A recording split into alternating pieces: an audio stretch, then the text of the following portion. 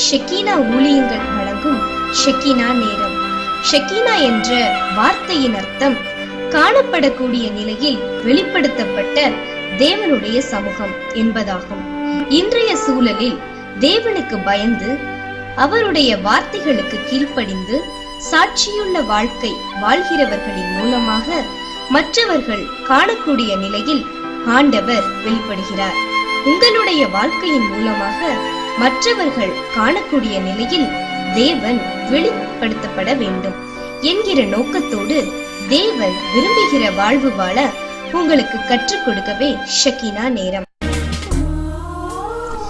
தேவ செய்தியை வழங்குபவர் சுவிசேஷகர் பி. ஜாஷ்வா, இயக்குனர், ஷெக்கீனா ஊழியங்கள். கிறிஸ்துவுக்குள் அன்பான ஷெக்கீனா நேரம் தொலைக்காட்சி நேயர்களே, ஆண்டவராகிய இயேசு கிறிஸ்துவின் இனிய நாமத்திலே உங்கள் யாவரையும் வாழ்த்துகிறேன். சிறப்பாக இந்த புது வருஷத்தின் முதல் நாளிலே உங்களுடைய இல்லங்களிலே வந்து உங்களை வாழ்த்து சொல்லுகிற ஒரு பாக்கியத்தை ஆண்டவர் கொடுத்திருக்கிறாரே, அதற்காக நான் ஆண்டவரை துதிக்கிறேன். இந்த ஷெக்கீனா நேரம் தொலைக்காட்சி நிகழ்ச்சியை பார்த்து கொண்டிருக்கிற உங்கள் ஒவ்வொருவருக்கும் நீங்கள் பிரவேசித்திருக்கிற இந்த புதிய வருஷம் நன்மையையும் கிருபைகளையும் தேவனுடைய ஆசீர்வாதங்களையும் நிறைவாய் தருகிற வருஷமாய் அமைய வேண்டும் என்று ஆண்டவருடைய ஊழியக்காரனாக நான் உளமாற உங்களை வாழ்த்துகிறேன், ஆசீர்வதிக்கிறேன். ஒரு பெரிய எதிர்பார்ப்போடு கூட ஒரு புது வருஷத்திற்குள்ளாக நுழைந்திருக்கிறோம். இந்த புது வருஷத்தின் நாட்கள் எப்படி இருக்குமோ என்ற ஒரு தயக்கம் ஒரு பக்கத்திலே நம்மை ஆழ்த்தி கொண்டிருந்தாலும் ஒரு எதிர்பார்ப்போடு கூட நுழைந்து விட்டோம். இப்படி நாம் அடியெடுத்து வைத்திருக்கிற இந்த புதிய வருஷத்தின் ஒவ்வொரு நாளும் ஆண்டவருடைய கரம் உங்களோடு கூட இருந்து உங்களை வழி நடத்துவதாக அமைவதாக. அது மட்டுமல்ல, ஆண்டவருடைய நன்மைகளும் கிருபைகளும் உங்களை தொடர்ந்து வந்து உங்களை உன்னதமான ஒரு நிலையிலே வாழ வைப்பதாக என்று வாழ்த்துகிறேன். என்னை கேட்டுக்கொண்டிருக்கிற அருமையான நண்பர்களே, ஷெக்கீனா நேரம் தொலைக்காட்சி நேயர்களே, ஒருவேளை இந்த 2013வது வருஷத்தை நாம் பார்ப்போமா பார்க்க மாட்டோமா என்ற ஒரு தடுமாற்றத்திலே உங்களிலே ஒரு சிலர் இருந்திருக்கலாம். ஏனென்றால் நம்மை சுற்றி பயமுறுத்தப்பட்ட ஒரு காரியம்.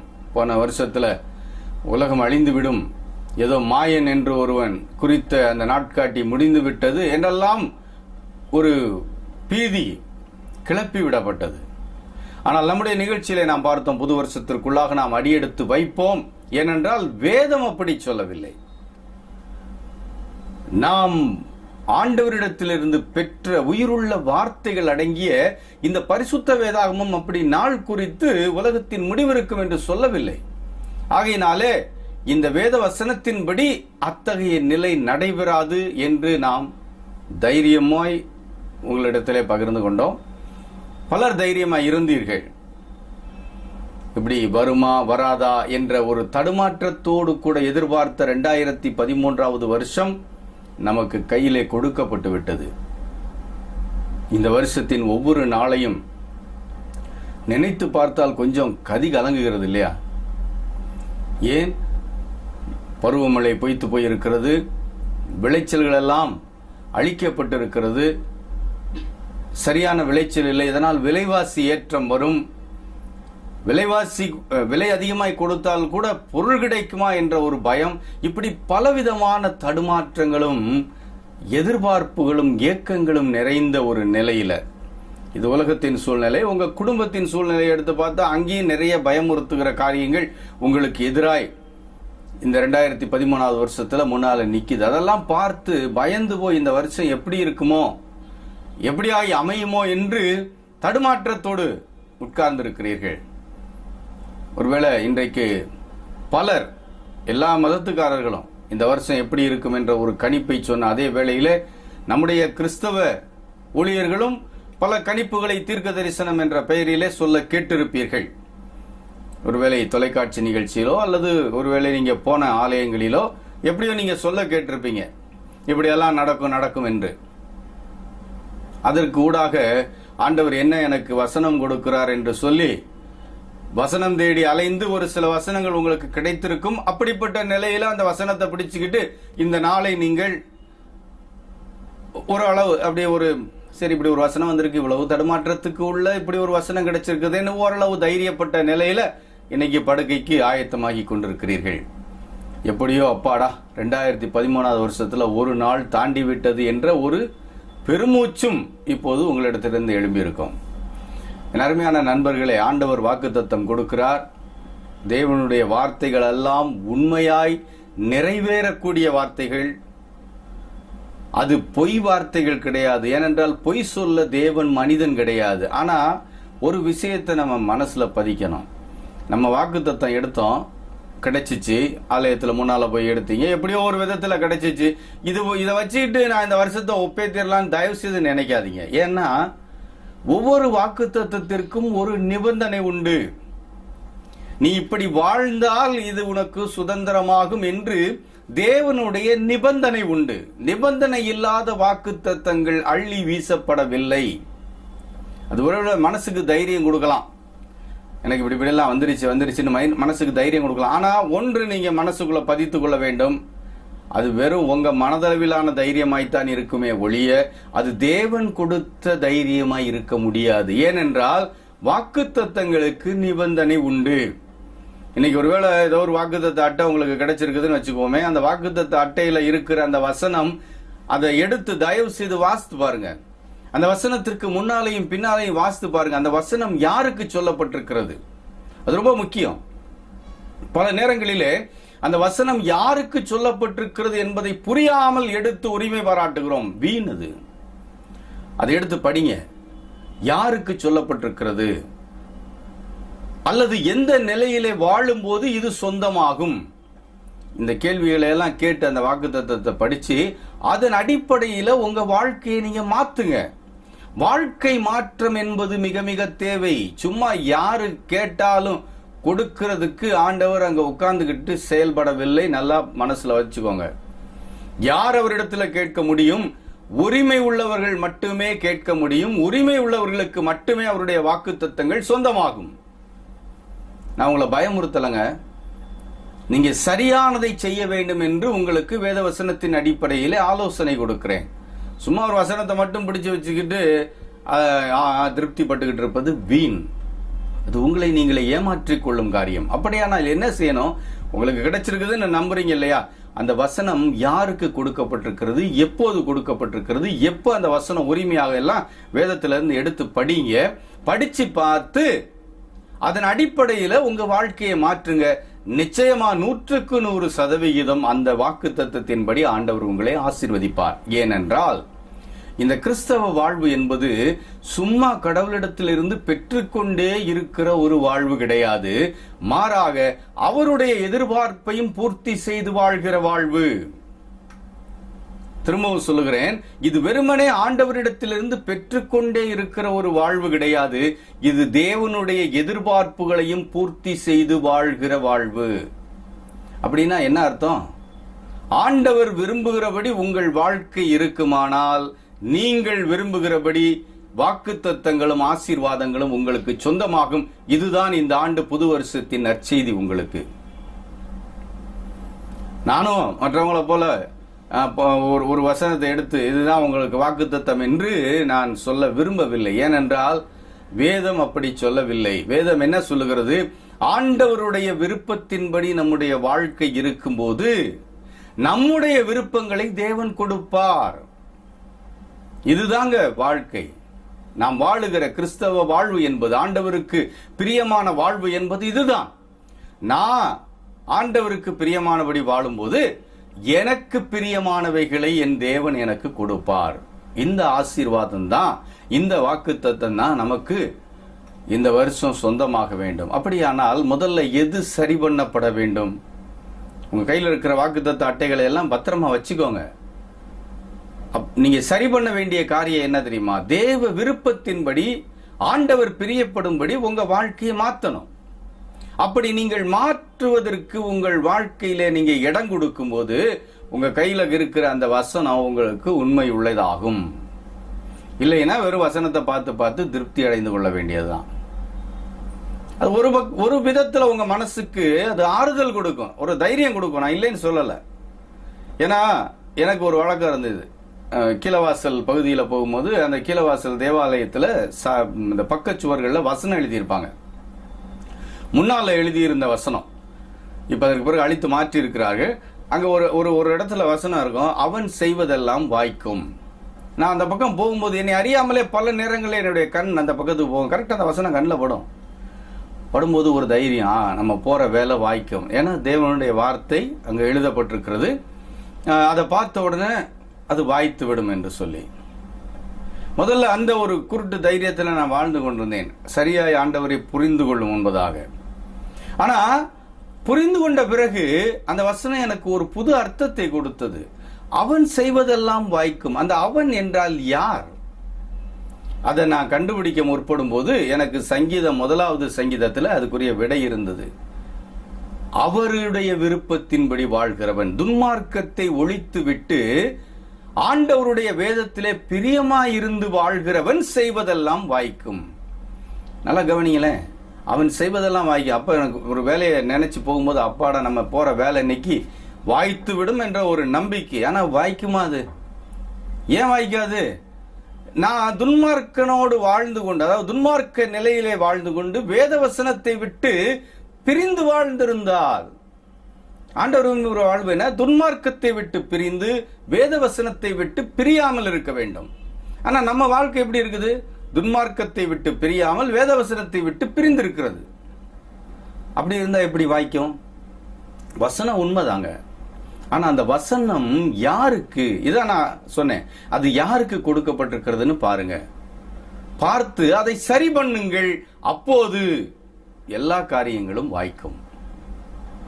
அப்ப இந்த ஆண்டு ஆண்டவர் என்ன எதிர்பார்க்கிறார் நம்ம கிட்ட? நம்ம ஆண்டவர்கிட்ட எதிர்பார்த்துக்கிட்டே இருக்கிறோம், தவறு இல்லை, எதிர்பாருங்க. அப்படி நாம் ஆண்டவர் நமக்கு செய்ய வேண்டும் என்று எதிர்பார்த்து கொண்டிருக்கிறோமே, அந்த ஆண்டவர் நம்ம கிட்ட என்ன எதிர்பார்க்கிறாரு? அதை நம்ம பார்த்து சரி பண்ணணுமே. அவருடைய எதிர்பார்ப்பை பூர்த்தி செய்து அவருடைய எதிர்பார்ப்புக்கு ஏற்றாற் போல நம்ம வாழ்க்கையை நம்ம மாத்தணுமே. அவர் என்ன எதிர்பார்க்கிறார்? ரோமர் நிறைய இடத்துல நிறைய வசனங்கள் இருக்குது. இன்றைக்கு நான் உங்களோடு கூட ரோமர் நிருபத்திலிருந்து ஒரு சில வசனங்களை நான் பகிர்ந்து கொள்கிறேன். ஏன்னா நம்ம நேரத்துக்குள்ள அவ்வளவுதான் பார்க்க முடியும் இல்லையா? ரோமர் நிருபம் 12வது அதிகாரம், அதுல 9வது வசனத்துல சொல்லப்பட்டிருக்கிறது, உங்கள் அன்பு மாயமற்றதா இருப்பதாக. என்னை கேட்டுக்கொண்டிருக்கிற அருமையான நண்பர்களே, இந்த புது வருஷத்துக்குள்ள நுழைஞ்சிருக்கிறோமே, இந்த புது வருஷம் நமக்கு நல்ல வருஷமா இருக்க வேண்டும். இந்த வருஷத்தின் நாட்கள் மோசமானதா இருந்தாலும் ஆண்டவர் கூட இருந்து வழிநடத்த வேண்டும் என்று எதிர்பார்க்கிறோமே, அந்த எதிர்பார்ப்பு பூர்த்தி செய்யப்பட வேண்டும் என்றால் தேவனுடைய விருப்பமாக நாம் வாழ வேண்டுமே. என்ன வாழ்க்கை வாழ வேண்டும்? இங்கே சொல்லப்பட்டிருக்கிறது, உங்கள் அன்பு மாயமற்றதா இருப்பதாக. இது ரொம்ப ரொம்ப முக்கியம். ஏன்னா இன்னைக்கு நம்ம காட்டுகிற அன்பு, நமக்கு காட்டப்படுகிற அன்பு மாய்மாலமான அன்பு, பொய்யான அன்பு. நல்லா விரல் விட்டு சொல்லுங்க, யாராவது ஒரு ஆளை நீங்க உண்மையா நேசிக்கிறீங்களா? நேசிக்க முடியுதா? வெளியில சொல்லுவோம், நான் இன்னாரை நேசிக்கிறேன், இப்படி எல்லாம் நேசிக்கிறேன். ஆனா உண்மையில உங்களுக்குள்ள அந்த கேள்வியை நீங்க கேட்டு பாருங்க, எந்த நிலையில நம்முடைய அன்பு இருக்கிறது? அன்பு உள்ளது போல நாம் காட்டுகிறோம், நடிக்கிறோம். ஆனால் நம்முடைய அன்பு எல்லாம் மாய்மாலமான அன்பா இருக்கிறது. நம்ம காட்டுகிற அன்பு அப்படித்தான் இருக்குது, நமக்கு காட்டப்படுகிற அன்பும் அப்படித்தான் இருக்கிறது. அதனால என்ன, எல்லாருமே அப்படித்தானே இருக்காங்க, நானும் 10ஓட 11 வாழ்ந்து விடுகிறேன் என்று சொல்லி வாழ்கிறோமே. ஆண்டவர் என்ன சொல்றாரு பாருங்க, உங்கள் அன்பு மாயமற்றதா இருப்பதாக. இந்த புது வருஷத்துல இந்த தீர்மானத்துக்கு வாங்க, நான் என்னோடு கூட இருக்கிற, என் குடும்பத்துக்குள்ள இருக்கிறவர், என் வாழ்க்கை துணை, என் பிள்ளைகள், இவர்களிடத்துல நான் மாயமில்லாத அன்பை காட்டப் போகிறேன்.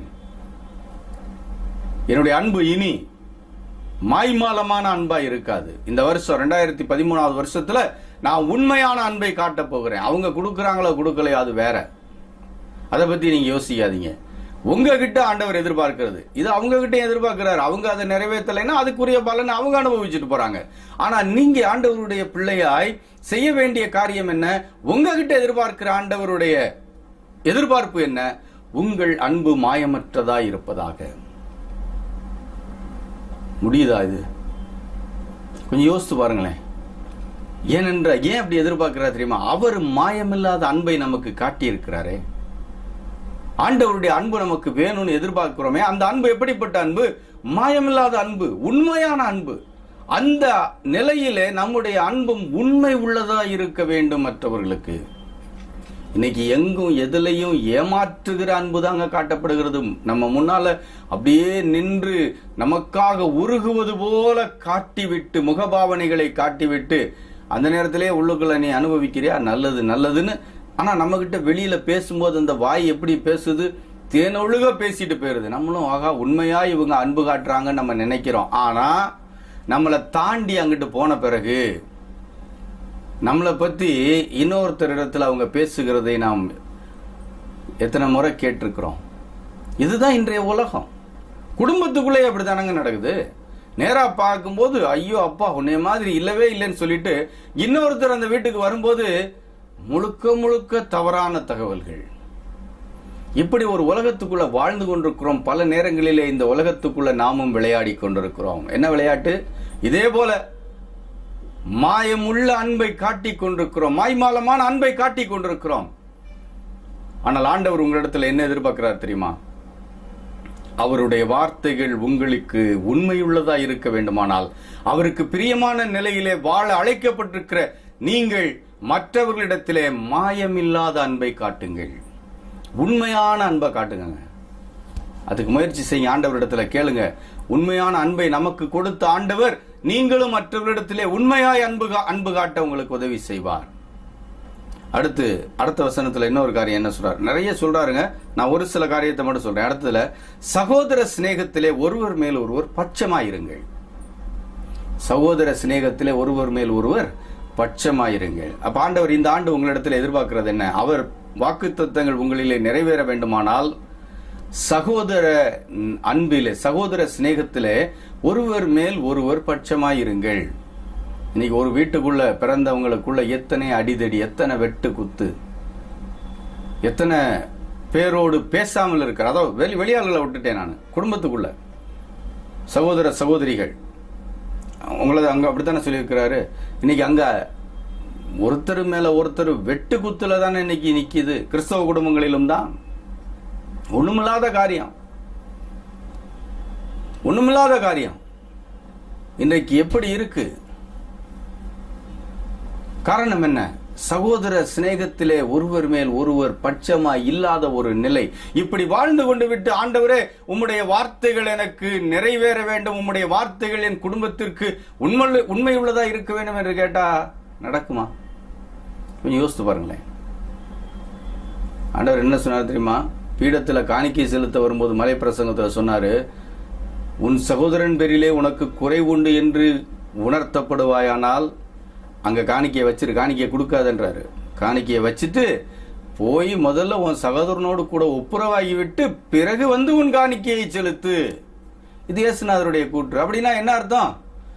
நீ ஆண்டவருக்கு காணிக்கை கொடுக்க வரும்போதே உன் சகோதரனோடு நீ சண்டை போட்டுட்டு வரக்கூடாது.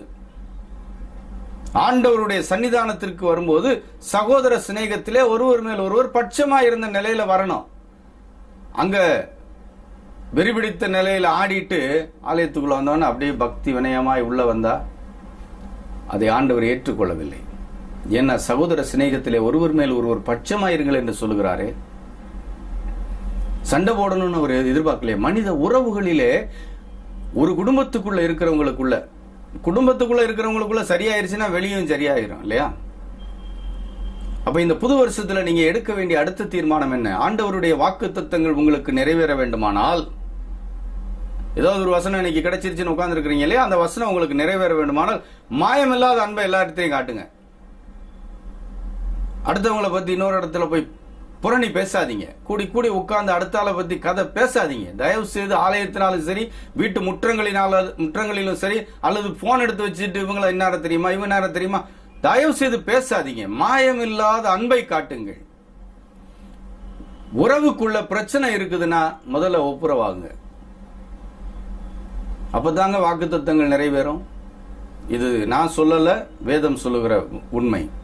இந்த 2013 வருஷம் உங்களுக்கு நல்ல வருஷமா இருக்கணும்னா மாயமில்லாத அன்பு காட்ட முற்படுங்க. சகோதர சிநேகத்துல ஒருவர் மேல் ஒருவர் பட்சமாயிருங்க. என்ன ஒன்னு சொல்லி சீக்கிரமாய் முடிக்கிறேன்.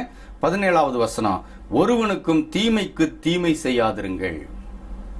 இப்ப வெளியில வந்தாச்சு குடும்பத்தை விட்டு. குடும்பத்தை விட்டு வெளியே வந்து இப்ப மற்ற ஆள்களோட என்ன செய்ய சொல்றாரு பாருங்களேன். தீமைக்கு தீமை செய்யாதீர்கள். மற்ற ரெண்டும் கொஞ்சம் வித்தியாசமானது. எல்லா இடத்துலயும் மாயமில்லாத அன்பு காட்டுங்க. சகோதர சிநேகத்துல உறவுகளுக்குள்ள சண்டை போடாதீங்க. இங்க வெளியில வந்தோம்னா யாருக்கும் தீமைக்கு தீமை செய்யாதீர்கள். இன்னைக்கு நம்ம மனநிலை எப்படி இருக்குது? ஒருத்தர் ஒன்னு செஞ்சுட்டா பதிலுக்கு ஒன்னாவது செஞ்சிடணும். நமக்கு முடியலைனாலும் யாரையாவது வச்சாவது பழி வாங்கிடணும். இல்லைன்னா நடந்து போகும்போது ஜாட பேசியாவது, அந்த நபருக்கு புரியுதோ புரியலையோ அப்படி ஜாடையிலையாவது ஏதாவது சொல்லி திருப்தி அடைந்து கொள்ளுகிற ஒரு மனநிலை. அதாவது அப்படின்னா என்ன நினைச்சிடறோம், எப்படியோ நம்ம பதிலுக்கு பதில் கொஞ்சமாவது நம்ம வெறுப்பை காட்டிடுறோம். அப்படிங்கிற நிலையில நாம் தீமைக்கு தீமை செய்து கொண்டிருக்கிறோம். ஆனா இந்த புது வருஷத்துல நீங்க எப்படி வாழணுமா? தீமை செய்யாமல் வாழ வேண்டும். யாருக்கு? உங்களுக்கு தீமை செய்தவர்களுக்கும் தீமை செய்யாமல். இதுதான் கொஞ்சம் கஷ்டம். இதுதான் ஆண்டவர் உங்களிடத்தில் எதிர்பார்க்கிறது. தீமை செய்யாமல் வாழுங்கள்னா கூட ஓரளவு நம்ம அடுத்தவங்களை கெடுக்காம வாழலாம். அப்படி நிறைய பேர் இருக்கிறாங்க இன்னைக்கு. ஆண்டவரை ஏற்றுக்கொள்ளாதவர்களில கூட ஒரு சிலர் உண்டு, எனக்கு தெரியும். எந்த வம்பதும்புக்கும் போக மாட்டாங்க, யாரையும் கெடுக்க மாட்டாங்க. அவருடைய மனசாட்சி அளவுல நேர்மையாய் வாழ்கிறவர்கள். ஆண்டவர் இங்க அதையும் தாண்டி ஒருபடி மேல போறாரு. என்ன சொல்றாரு தெரியுமா? ஒருவனும் தீமைக்கு தீமை செய்யாதபடி பாருங்கள். அப்ப உங்களுக்கு தீமை செய்த ஆளுக்கு நீங்க என்ன செய்யணும்? தீமை செய்யக்கூடாது. யாரையாவது வச்சு பழி வாங்கிடலாமா? இல்லாத ஏதாவது ஒரு அண்டர் கிரவுண்ட் வேலையில் மொட்டை கடுதாசி போட்டு பழி வாங்கிடலாமா என்றெல்லாம் உள்ள ஓடிக்கிட்டு இருக்குது இல்லையா? என்ன அதை நிறுத்த வேண்டுமே இந்த ஆண்டு. அப்படி நிறுத்தினா தானே உங்க கையில இருக்கிற வாக்குத்தத்தம் உங்களுக்கு பலிக்கும். இல்லைன்னா உங்களுக்கு கிடைச்ச வாக்குத்தத்தம் நிச்சயமாய் அது மனதளவுல, அதாவது ஒரு திருப்தியை தருமே ஒழிய அது உண்மையுள்ளதா இருக்க வழி இல்லை. ஏன்னா உங்க வாழ்க்கை தேவன் விரும்பாத நிலையிலே இருக்கிறது என்பதை மறந்து போக வேண்டாம். எப்ப விரும்பாத நிலையில இருக்குது? தீமைக்கு தீமை செய்தே ஆவேன் என்ற அந்த மனநிலையோடு கூட நீங்கள் இருக்கும்போது. ஆனா ஆண்டவர் இங்க என்ன எதிர்பார்க்கிறாரு? ஒருவனும் தீமைக்கு தீமை செய்யாதபடி பாருங்கள். என்னை கேட்டுக்கொண்டிருக்கிற நண்பர்களே, நேரம் முடிவடைய போகிறது. அதனால இன்னும் அந்த பகுதியில் நிறைய இருக்குது, சொல்லிக்கிட்டே போலாம். 3 காரியங்களை இன்றைக்கு ஆண்டவர் நமக்கு நினைவுபடுத்தி இருக்கிறார். 1, மாயமில்லாத அன்பு எல்லாரிடத்திலையும் காட்டுங்க. சகோதர சிநேகத்தில் ஒருவர் மேல் ஒருவர் பட்சமாய் அன்பாயிருங்க. ஒருத்தருக்கும் தீமைக்கு தீமை செய்யாதிருங்கள். தீமைக்கு தீமை செய்வதை தயவு செய்து மறந்துருங்க. இந்த ஆண்டவருடைய பிரியமான செயல்கள் உங்கள் வாழ்க்கையில இருக்கும்போது உங்களுக்கு பிரியமானபடி ஆண்டவர் உங்களை தன்னுடைய ஆசீர்வாதங்களினாலும் வாக்குத்தத்தங்களினாலும் இந்த 2013வது வருஷத்தின் ஒவ்வொரு நாளிலும் நடத்துவார். நிச்சயமா நடத்துவாருங்க. நிச்சயமா நடத்துவார். அதுல நீங்க சந்தேகப்பட வேண்டிய அவசியமே இல்லை. ஏன்னா வாக்குத்தத்தங்களை கொடுத்திருக்கிறவர் உண்மை உள்ளவர். ஆனா இன்னைக்கு வாக்குத்தத்தங்கள் நிறைவேறவில்லை என்றால் காரணம் என்ன? தேவனுக்கு பிரியமானபடி நாம் வாழவில்லை. இந்த 2013வது வருஷத்துல வாக்குத்தத்தம் வேணும்னு கேட்டு பிடிச்சிருக்கிறீங்க. அது நிறைவேற வேண்டுமானால் மாயமில்லாத அன்பு காட்டுங்கள். சகோதர சிநேகத்திலே பட்சமாயிருங்கள். ஒருவனுக்கும் தீமைக்கு தீமை செய்யாதபடி பாருங்கள். ஜெபிக்கலாமா? எங்கள் நல்ல ஆண்டவரே, இந்த நாளுக்காக நன்றி செலுத்துகிறோம் சுவாமி. இந்த புதிய வருஷத்திற்குள்ளாக நுழைய எங்களுக்கு கிருபை செய்திருக்கிறீரே, உமக்கு ஸ்தோத்திரம் சுவாமி. இந்த புது வருஷத்தின் ஒரு நாளை நாங்கள் எப்படி சந்தோஷமாய் முடித்தோமோ அதே போல எஞ்சியுள்ள நாட்களையும் சந்தோஷமாய் முடிக்க அருமையான உம்முடைய பிள்ளைகள் ஒவ்வொருவருக்கும் நீர் கிருபை செய்து கூட இருந்து நீர் வழி நடத்த வேண்டும் என்று ஜெபிக்கிறோம் கர்த்தாவே. உமக்கு பிரியமானபடி வாழ வேண்டும் என்று இன்றைக்கு படித்தோம். அப்படியாக இவர்கள் தங்கள் வாழ்க்கையை உமக்கு பிரியமானபடி மாற்றிக்கொண்டு உண்மையான அன்பு காட்டி சகோதர சிநேகத்திலே பட்சமாய் இருந்து தீமைக்கு தீமை செய்யாதபடி வாழ்ந்து நீர் கொடுத்திருக்கிற வாக்குத்தத்தங்களை சொந்தமாக்கி கொள்ள உம்முடைய பிள்ளைகளுக்கு கிருபை செய்து இந்த புதிய வருஷத்தை அவர்களுக்கு நன்மையினாலும் கிருபையினாலும் முடிசூட்டி நிறைவாய் சந்தோஷமாய் அவர்களை வழிநடத்த வேண்டும் என்று இயேசு கிறிஸ்துவின் மூலமாய் தாழ்மையோடு ஜெபிக்கிறோம் நல்ல பிதாவே, ஆமென். அருமையான நேயர்களே, ஆண்டவர் தம்முடைய வாக்குத்தத்தங்களின்படி உங்களை இந்த புதிய ஆண்டின் ஒவ்வொரு நாளும் சந்தோஷமாய் நடத்துவார். அவருக்கு பிரியமானபடி நீங்கள் வாழ வேண்டும். இந்த நிகழ்ச்சி பற்றிய உங்கள் கருத்துக்களை நிச்சயமாக என்னுடைய தொலைபேசிக்கு தெரிவிப்பீர்கள் என்று நம்புகிறேன். அப்படி தெரிவிக்கும் போது நாங்கள் இன்னும் உங்களுக்காக ஜெபிக்கவும் இன்னும் சிறப்பாக இந்த நிகழ்ச்சிகளை தயாரிக்கவும் அது உதவியாக இருக்கும். ஆண்டவர் சித்தமானால் திரும்பவும் இன்னொரு ஷெக்கினா நேரம் நிகழ்ச்சியில நாம் ஒருவர் சந்திக்கும் வரைக்கும் ஆண்டவர் உங்களை ஆசீர்வதித்து காத்து வழி நடத்துவாராக. ஆமென். எங்கள் முகவரி evangelist P. Joshua, director, Shekinah ministries, R2 TNEB quarters, 110/11 kV substation, Mattuthavani, Madurai 625007.